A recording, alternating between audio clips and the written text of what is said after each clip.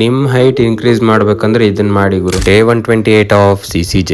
ಇವತ್ morning as usual ಬೆಳಗ್ಗೆ coffee ಕುಡ್ದು ಜಿಮ್ಮಿಗೆ ಬಂದು ವಾರ್ಮ್ ಅಪ್ ಎಲ್ಲ ಕಂಪ್ಲೀಟ್ ಮಾಡ್ಕೊಂಡು ವರ್ಕೌಟ್ ಸ್ಟಾರ್ಟ್ ಮಾಡಿದ್ವಿ.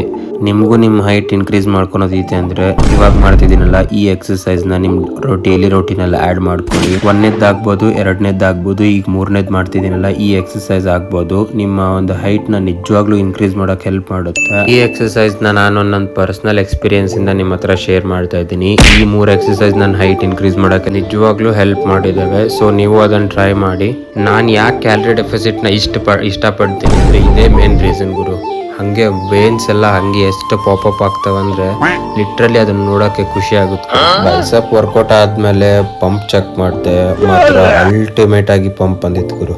ಇರ್ಲಿ, ನಾವು ವರ್ಕೌಟ್ ಎಲ್ಲ ಮುಗಿಸ್ಕೊಂಡು ಬರುವಾಗ ಸ್ವಲ್ಪ ನಮ್ ಗಾಡಿಗೆ ಪೆಟ್ರೋಲ್ ಹಾಕಿಸ್ಕೊಂಡು ಮನೆ ಕಡೆ ಬಂದು ಬ್ರೇಕ್ಫಾಸ್ಟ್ ಮಾಡಿ ಆಫೀಸಿಗೆ ಬಂದ್ವಿ. ಇವತ್ತು ಆಫೀಸಲ್ಲಿ ಸ್ವಲ್ಪ ಕೆಲಸ ಜಾಸ್ತಿ ಇತ್ತು. ಸೊ ಅದ್ರ ಸಲುವಾಗಿ ಮಧ್ಯಾಹ್ನ ಊಟ ಗಿಟ ಎಲ್ಲ ಮುಗಿಸ್ಕೊಂಡು ಪಂಚೌಟ್ ಮಾಡಿ ಮನೆ ಕಡೆ ಬಂದೆ. ಇವತ್ತಿಗಿಷ್ಟೇ. Stay fit and focused. ಸಿಗುವ ನಾಳೆ. ಬರ್ತೀನಿ ಗುರು. ಟಾಟಾ.